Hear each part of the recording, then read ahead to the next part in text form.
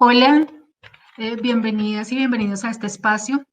Queremos conversar acerca del Día de la Niña. Este año la celebración del Día de la Niña se centra en hacer visibles las desigualdades que enfrentan muchas niñas, adolescentes y mujeres jóvenes que están en condiciones de vulnerabilidad, que están en unas condiciones y en unos territorios que han sido complejos en diferentes partes del territorio colombiano.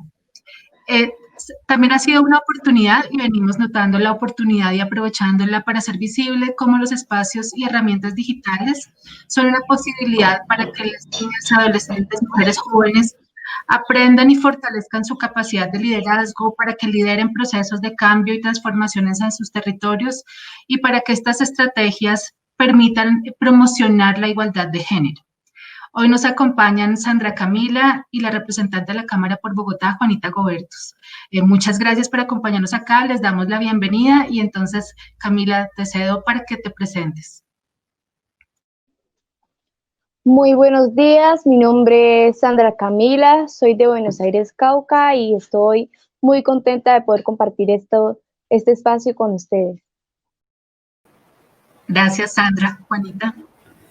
Jennifer, muy buenos días. Sandra Camila, qué gusto conocerte. Gracias a Plan por esta invitación y sobre todo, Sandra Camila, gracias a ti por este espacio. Bueno, muchas gracias. Este año la campaña que queremos promocionar y que queremos que circule y sensibilizar a todas las personas es No Más Niñas Invisibles y Conectadas y Seguras, precisamente haciendo referencia a cuáles son esas dificultades que tienen en los territorios de acceso no solamente a la tecnología, sino también a la conectividad. Entonces, nos gustaría que empezáramos conversando acerca de esto. ¿Cuál es ese acceso real de las niñas y adolescentes mujeres a equipos tecnológicos, a computadores, tabletas, a celulares? Gracias, Jennifer. Yo puedo empezar, pero seguro Sandra Camila podrá hablar mucho más desde su propia experiencia como niña en un territorio como Buenos Aires, que no solo ha sufrido la violencia, ha sufrido unos índices dramáticos de pobreza, sino que estoy segura que Sandra Camila vive en carne propia las diferencias entre niños y niñas.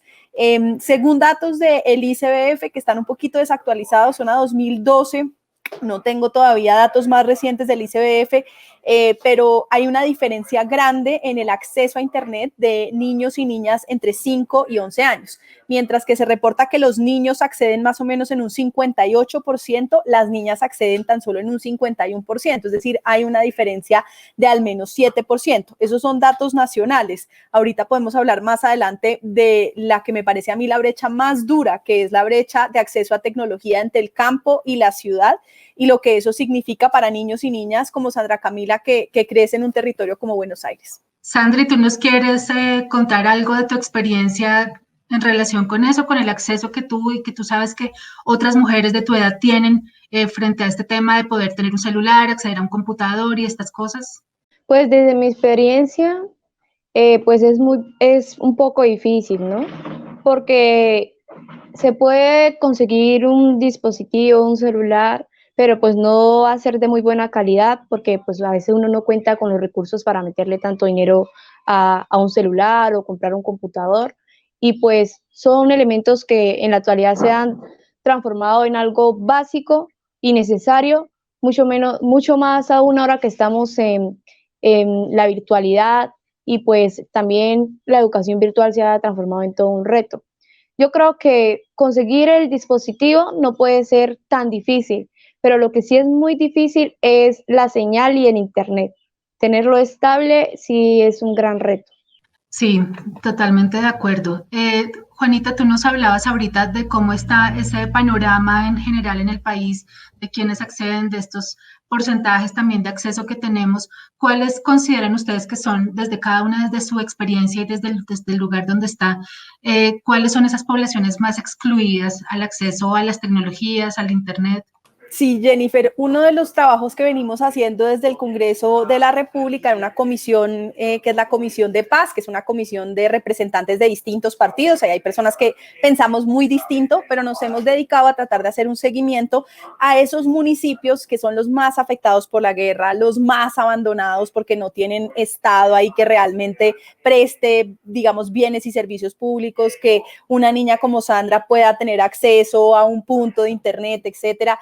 municipios que además han sufrido muchísimo por presencia de economías ilegales y que usualmente tienen índices muy altos de pobreza. Si uno compara el porcentaje de personas inscritas a Internet fijo a nivel nacional, es del 14%. En estos municipios es del 5.4%. Una de las más críticas, justamente Pacífico y Frontera Nariñense, solo el 1.49% accede a Internet fijo. En Chocó, solo el 2.14% accede a Internet fijo. O en Montes de María, solo el 2.5% de personas accede a Internet fijo. En el caso de cobertura de celular, de 3G o 4G, que como bien decía Sandra, pues es, ¿no?, lo más difícil acceder a alguna conexión a la que uno se pueda conectar. El déficit, es decir, los que no tienen acceso a Internet en las ciudades, en las cabeceras municipales, es del 2.3%. O sea, en la mayoría de la gente en las ciudades tiene cómo acceder. En centros poblados, es decir, ya en lugares mucho más rurales, el 44.7% no tiene cobertura de 3G ni 4G, justamente un lugar como Buenos Aires. Sitios muy graves, Macarena, Guaviare, 90% no tienen cobertura de 3G ni 4G. Pacífico y Frontera Nariñense, el 72% no tiene cobertura de 3 y 4G. Chocó, el 71% no tiene cobertura.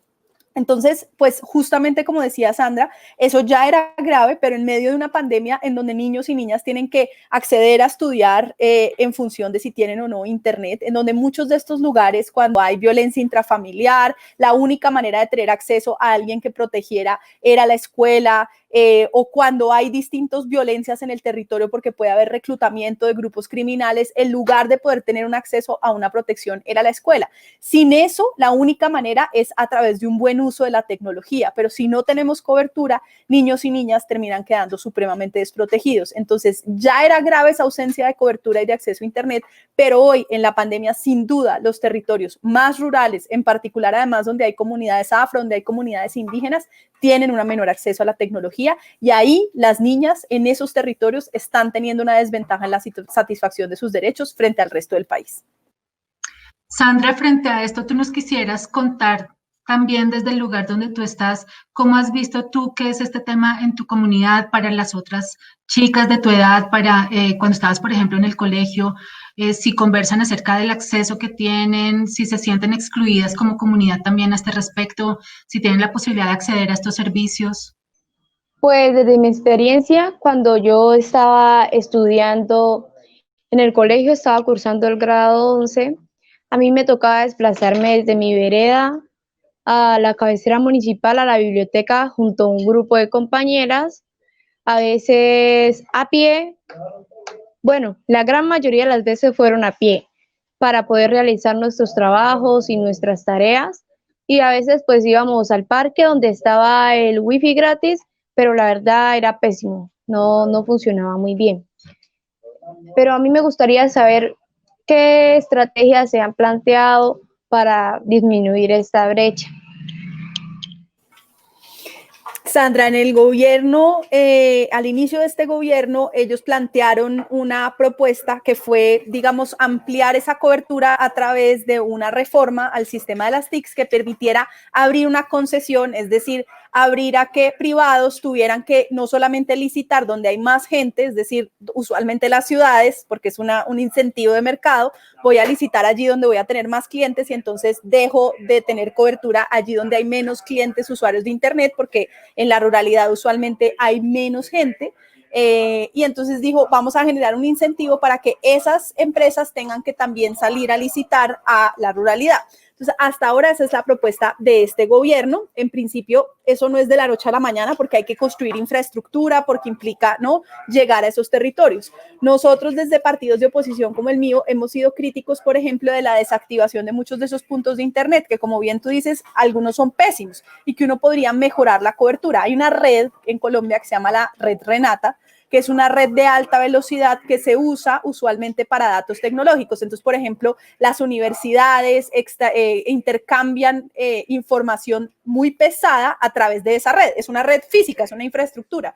Lo que hemos propuesto es, ¿por qué no a esos puntos, los antes puntos Vive Digital, se les da acceso de esa red de alta velocidad a la que usualmente acceden los profesores académicos en universidades, pero para que alguien como tú pueda ir a hacer sus tareas, mientras que el Estado efectivamente cumple con esta política que está de más largo plazo de concesionar en estos territorios, pero mientras tanto que al menos haya acceso a Internet de alta velocidad a través de la red Renata. Es una de las propuestas que hemos trabajado, pero por supuesto depende mucho de una voluntad de un gobierno que quiera realmente volcarse sobre esos territorios. Yo quería preguntarte, Sandra, cuando describías que ibas a caminar hasta la biblioteca, ¿cuánto tiempo te tomaba? ¿Qué trayectoria tenías que hacer para llegar hasta la biblioteca? Pues a mí a veces como pues caminábamos rápido, pues la costumbre, nos tardábamos unos 30 minutos, 45 a pie o una hora a llegar a la cabecera, porque pues habían compañeras que también vivían un poco más lejos, entonces las esperábamos para que no fuéramos todas juntas, porque pues andar solas en un camino que así como especie desolado, pues es un riesgo para las niñas y para Muy nosotras, importante que eso. pues la situación de De seguridad acuerdo. de nuestro municipio que a veces no favorece nada. De acuerdo. ¿Y alguna vez hablaron, porque es que me interesa mucho ese tema, porque también he estado trabajando en un proyecto de transporte escolar rural, justamente porque como dices, pues no solo son largos trayectos, me imagino que caminan rapidísimos y dices que al paso lograban llegar en media hora, una hora, eso no debe ser nada fácil, debían llegar molidas. Y como dices, con riesgos. ¿Alguna vez hablaron con algo, decía la alcaldía, sobre si iba a poner algún tipo de transporte para que ustedes estuvieran más seguras, para que pudieran llegar a la biblioteca de manera más ágil sin quedar tan cansadas? Pues no, los que tenían transporte, como pues son varias veredas en el municipio, eran los que vivían ya por la zona que estaba pavimentada, que era desde la cabecera hacia abajo las veredas, como un ejemplo, creo que la Balsa tenían transporte escolar, pero pues no funcionaba muy a menudo.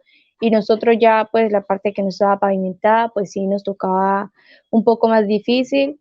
Un ejemplo a mis compañeras y actualmente, pues antes de la pandemia, a los niños que le tocaban caminar, porque pues yo estaba liderando una estrategia de un club de lectura en la institución educativa y había niños que venían y niñas desde lugares muy apartados y pues yo creo que es un riesgo porque muchas veces los papás no podían acompañarlos y a muchos les tocaba venirse solas, solitos y pues corren peligro.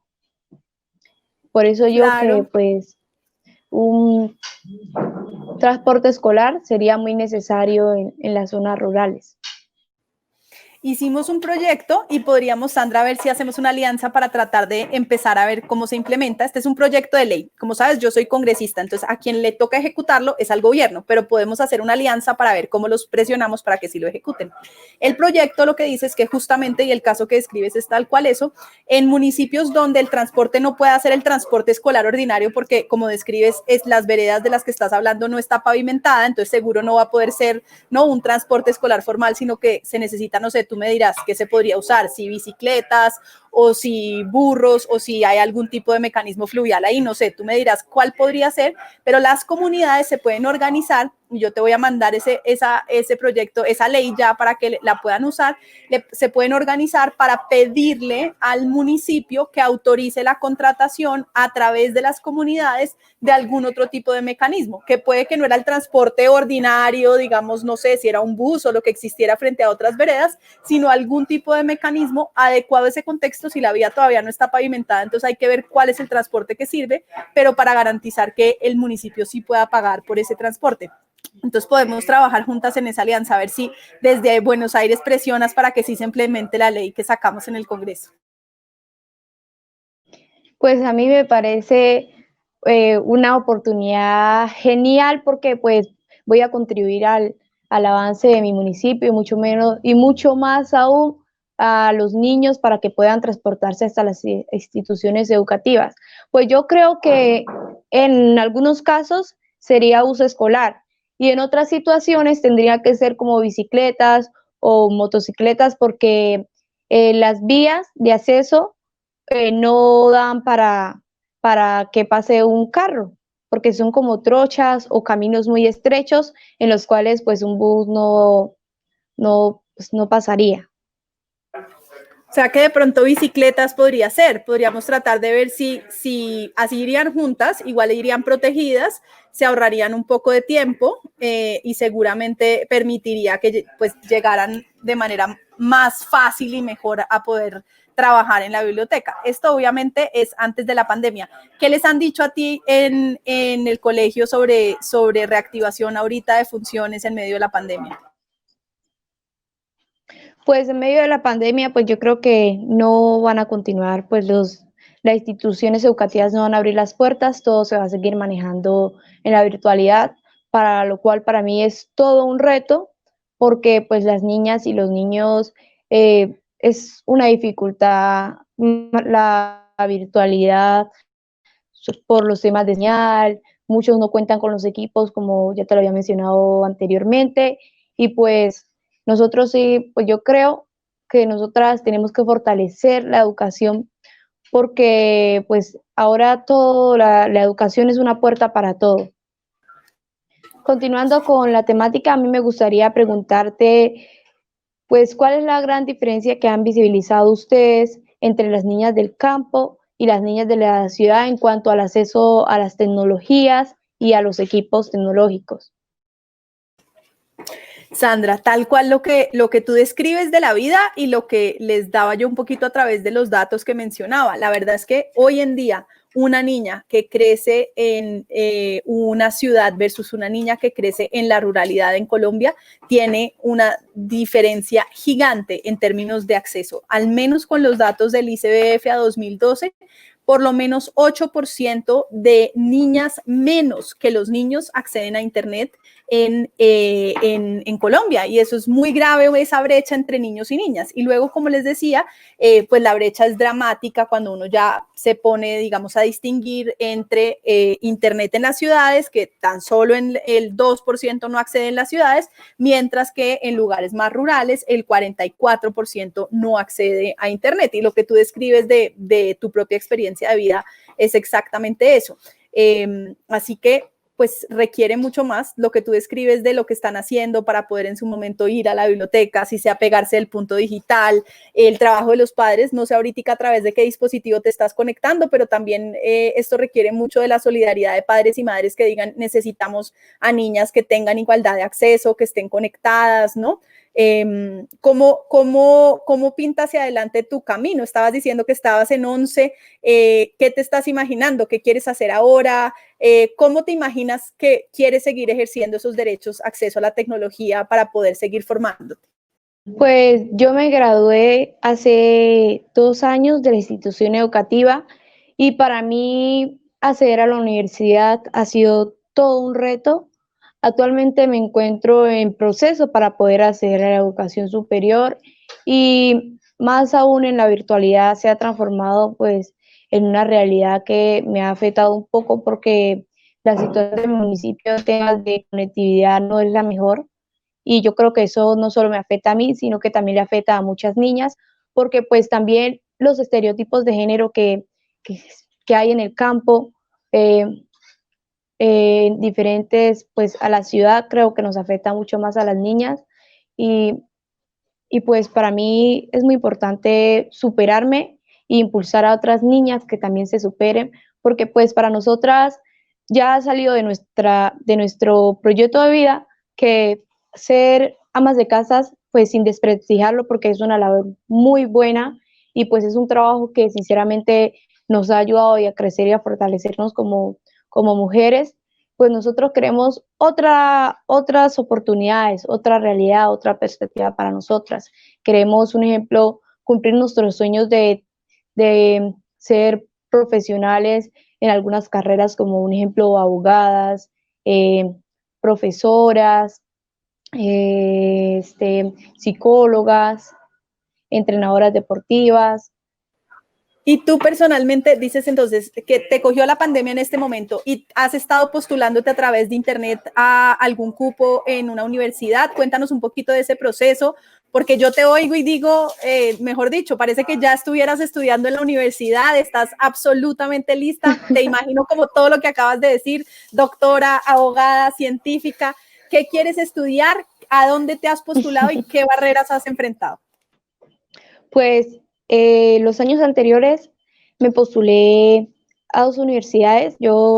A mí siempre me ha gustado pues el derecho y el trabajo social, pero pues no, desafortunadamente no fui aceptada en ninguna de esas, y también pues por mi situación económica y porque pues para poder concursar en la universidad hay que pagar, pues me postulé a una sola carrera que ha sido trabajo social, pero en mis planes está poder en el futuro también es derecho, porque pues siempre han sido como, estas dos han sido como las carreras de mi sueño. Y ahora en el tema de la pandemia, pues ha sido todo un reto la inscripción en internet, por la señal y los pagos en línea y pues todos los requisitos que esto requiere. Claro, durísimo, tiene que serlo. Y en esta de trabajo social, recientemente estás todavía en el proceso de postulación o hay alguna manera en la que el acceso que tienes a la tecnología te permita empezar a prepararte en esos temas. Por ejemplo, ¿has podido meterte a algún tipo de curso en línea o hay, digamos, algo que te haya permitido ese acceso y ese dominio que claramente tienes de la tecnología, poder empezar a prepararte mientras se da la posibilidad de acceder a la universidad? Pues yo anteriormente ya había participado en procesos con la Fundación Plan y con otros proyectos en los cuales he fortalecido mi liderazgo junto al liderazgo de otras niñas, y pues ahora en tema de pandemia pues yo creo que ha sido un reto seguir fortaleciendo el liderazgo de las niñas y empoderarlas para que no se les vulneren sus derechos. Pues en la ruralidad no todas tenemos acceso a, a un ejemplo, a un dispositivo como un celular, como es el caso mío, o a internet, ya sea por Wi-Fi o por datos. Claro, de acuerdo. Eso dificulta muchísimo la posibilidad de acceder. Tenemos que hacer algo ahorita después de micrófonos para ver qué podemos hacer para que logremos que esas postulaciones sí funcionen. Tenemos todavía un sistema muy restringido de educación pública superior. Supone que los que terminan estando admitidos son muy poquitos y eso dificulta muchísimo. De nuevo, ahí hay una brecha entre el campo y la ciudad muy grande. Por eso una de las grandes apuestas del Acuerdo de Paz es fortalecer la educación rural, justamente para que haya igualdad de acceso a oportunidades, para que además haya, ojalá, digamos, mecanismos satélites de las universidades públicas, que no sea que luego además las familias tengan que costear también todo el traslado de una niña que tiene que irse seguramente a una cabecera o una ciudad para poder tener que acceder a alguna universidad. Entonces eso es parte, por ejemplo, de las apuestas del Acuerdo de Paz, que por eso es tan importante implementar, pero seguro que ahorita podemos hablar más en detalle. Yo sé que la gente de Plan debe estar encima de ver cómo también uno fortalece capacidades para que alguien como tú, que claramente tiene todas las capacidades, pueda acceder a estudiar, que es la puerta y la avenida a través de la cual se abren todas las oportunidades. Sí, pues a mí me encantaría continuar a estudiar. Pues viendo con esta campaña, me gustaría preguntarte cómo es el acceso o cómo las tecnologías apoyan al goce de los derechos de las niñas en estos tiempos de pandemia en los cuales corremos muchos riesgos. Súper importante eso, porque claro, la tecnología es un camino, por ejemplo, nos tiene aquí a ti y a mí charlando. Como decías, la tecnología te permite luego estudiar, prepararte, postularte para una universidad, todo eso son vehículos, pero en la tecnología también hay riesgos gravísimos de personas, sobre todo hombres, hay que decirlo, que están buscando niñas y que terminan abusando sexualmente o que terminan en redes de trata de personas. Entonces, tener mucho cuidado con cómo se hace uso de la tecnología es fundamental. Y ahí te devuelvo también un poquito la pregunta a ti. ¿Cómo ha sido para ti esa experiencia? ¿Cómo has generado mecanismos para protegerte para que si entras a internet a buscar una información y pues uno conoce gente en redes sociales, cómo te proteges para evitar que termines, digamos, teniendo algún tipo de conversación con alguien que realmente lo que esté interesado es en algún tipo de violencia? En fin, ¿cuáles han sido los dispositivos que tú y tus amigas ponen en práctica para que ese potencial inmenso de la tecnología para educación, para información, para empoderarte, no se convierta en un mecanismo que pueda vulnerar tus derechos? Pues yo fui víctima pues de violencia pues cibernética, si se podría decir. Fui acosada por medio de las redes sociales. Y después de esto aprendí que no debía aceptarle solicitudes a personas desconocidas. Hice privado mi perfil social y soy muy cuidadosa en que personas desconocidas no accedan a mi perfil y no tengan mucha información sobre mí, porque pues estar en esta situación y sobre todo lo que me pasó a mí, que pues creo que no fue muy grave porque lo puede detener a tiempo, pero en caso de otras chicas que no tienen el empoderamiento que yo tengo y alguna escolaridad sobre cómo manejar esto en las redes sociales, pues creo que las llega a perjudicar. Súper, de acuerdo, esa es una muy buena estrategia, garantizar que uno tiene esos perfiles cerrados, tener mucho cuidado con quién conversa, ¿no? Tratar de saber quién es la persona, etcétera.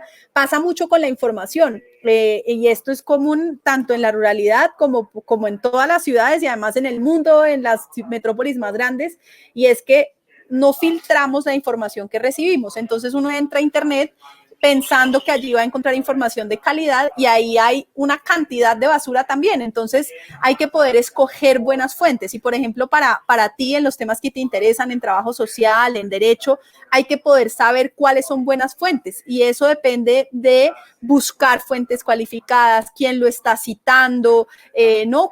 Cuál es la fuente original, no quedarse en que dicen allá, sino bueno, ¿quién lo dijo? Entonces dicen que el Congreso decidió, bueno, entonces me voy a ir a la fuente original. Si la fuente es el Congreso, entonces voy a buscar el documento original y no lo que dicen que dijo uno u otro. Yo creo que aprender a filtrar fuentes, tanto para autoprotegerse y en este caso lo que estás describiendo, no caer en una red de alguien que tiene un interés claramente de vulnerar los derechos de las niñas. Y del otro lado, para filtrar el tipo de información que consumimos, hombres, mujeres, adultos, niños, que típicamente caemos en redes de noticias falsas por no hacer un chequeo. Entonces creo que también exige una responsabilidad, que es en últimas lo que estás describiendo, ¿no? Acceder a esa fuente de información, aprovecharla, pero tener una responsabilidad de poner límites y reglas para garantizar que uno sí le saca el provecho positivo y que no termina pues usado por un sistema. Pues yo creo que a veces muchas de estas situaciones nos pasa porque en realidad no sabemos cómo identificar si un espacio es seguro o si una noticia es de confiar. Muchas niñas no tenemos, no estamos capacitadas en cómo tener un buen manejo de las redes sociales y por eso es que en muchos casos corremos algunos peligros. Totalmente. Y a partir de todo lo que has hecho con Plan y todo lo que eso ha significado, y bueno, no solamente Plan, yo me imagino que tú llevas hablando con mucha gente hace mucho tiempo, ¿cómo haces para compartir con tus amigas esa experiencia? ¿Les cuentas qué deberías hacer? Por ejemplo, esto ahorita que contaste de lo que te pasó, ¿le enseñaste a tus amigas qué deberían hacer para que a ellas no les vaya a pasar algo como lo que te pasó a ti? Por supuesto, pues uno le comenta su situación, lo que le pasó, la experiencia, y uno les dice un ejemplo como que un ejemplo tiene que cuidarse desde el poco conocimiento que uno tenga, un ejemplo hacer su perfil privado, no aceptar tantas solicitudes de amistad, mucho más aún de personas desconocidas, pero pues a mí me gustaría saber si ustedes se han planteado o han creado alguna alternativa para que las redes sociales y el internet sea un espacio seguro para las niñas, los niños. Bueno, existe en Colombia y en el mundo un debate gigante porque hay una tensión entre derechos. De un lado hay el riesgo de que, como bien lo describes tú, accediendo a esa información haya gente que tiene un interés distinto y entonces trate de hacer uso de la tecnología para poner en riesgo a las niñas, para abusar de ellas, para meterlas en una red de tráfico de personas, etcétera. Pero del otro lado, hay un riesgo de que si uno empieza a controlar qué información llega y qué información no llega a las redes sociales, que haya una especie de censura. Entonces hay una tensión entre la protección, por supuesto, en este caso, de la integridad física, en fin, de los niños y niñas en particular, y del otro lado, tener cuidado en no ir a vulnerar la libertad de expresión y, por supuesto, la posibilidad de tener una deliberación pública. ¿Por qué menciono eso? Porque lo que estaría en juego es regular un poco las redes sociales. Y yo creo que en general el mundo está moviéndose hacia que tiene que haber ciertas reglas. Por ejemplo, que las plataformas como Facebook, como Twitter, como Instagram, no deberían permitir algún tipo de contenido que incite a la violencia, que genere que otros generen dinámicas violentas y que haya una posibilidad de que ese contenido sea censurado, sea suprimido. Esa es una manera. De hecho, una mujer colombiana, Catalina Botero, que era decana de Derecho justamente en una universidad aquí en Bogotá, hace parte ahora de un comité en Facebook a nivel internacional que está tratando de desarrollar una serie de reglas de cómo regular los contenidos para no violar la libertad de expresión, porque imagínate también, un gobierno eventualmente podría pretender decir, no, voy a eliminar cualquier contenido crítico, ¿no?, sobre un gobierno, por ejemplo. Eso sería una censura muy grave a la libertad de expresión. Pero del otro lado, no se puede ir tampoco al otro extremo de decir, no limito nada, y entonces genera un espacio que permitiría generar muchísimas violencias. Regular en esa lógica de protección de la libertad de expresión, pero también de evitar violencias, yo creo que es fundamental. No creo, por ejemplo, en visiones que dicen como, no, las niñas menores de tanto no deberían acceder a la tecnología. Yo creo que eso es un error, porque creo que es una herramienta muy potente y que no podemos quedarnos por fuera de esa red. Hay que tener buenas reglas de conducta y lo que tú describes es súper importante, son medidas de autoprotección. Así como tú dices, las niñas nos vamos juntas a la biblioteca porque sabemos que por ese camino puede ser peligroso. Bueno, así también hay reglas de, bueno, si yo voy a entrar a internet, entonces protejo mi perfil, no soy amiga de cualquiera que no conozco, es aprender, y así como nos han enseñado en la vida, uno se lo van enseñando. Lo que pasa es que tal vez el uso de la tecnología, como los papás no tenían el mismo acceso que tiene alguien como tú hoy en día, quizás no se lo enseñan de la misma manera. Y por eso tener redes de amigas, de solidaridad para ayudar a decirse, tenemos que tener estas reglas para prevenir que este tipo de violencias se den. Así que tu experiencia yo creo que es muy valiosa porque ayuda a eso, ayuda a que otras también tomen ese camino. Claro, pues a mí me parece pues muy bueno, pero me gustaría preguntarte si existe alguna ruta actualmente se han pensado en implementar alguna ruta para prevenir las violencias basadas en género en la internet, o el acoso a las niñas y pues el bullying que viven muchos niños y niñas en el internet. Súper importante. Esa, digamos, la política pública de cada municipio, en tu caso Buenos Aires, de cómo atiende a, digamos, una niña que tiene una, como tú dices, se enfrenta a que está siendo acosada, por ejemplo, en internet. ¿Cuál es la ruta? ¿A dónde llama?